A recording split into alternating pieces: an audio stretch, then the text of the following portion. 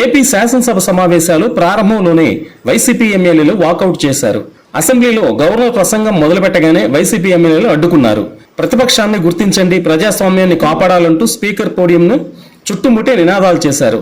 ఆంధ్రప్రదేశ్ శాసనసభ సమావేశాలు సోమవారం ఉదయం 10 గంటలకు ప్రారంభమయ్యాయి. అసెంబ్లీలో గవర్నర్ అబ్దుల్ నజీర్ ప్రసంగాన్ని మొదలుపెట్టగానే వైసీపీ ఎమ్మెల్యేలు అడ్డుకున్నారు. వైఎస్ఆర్సీపీ పార్టీ ఎమ్మెల్యేలు నినాదాలు చేస్తూ స్పీకర్ పోడియంను చుట్టుముట్టారు.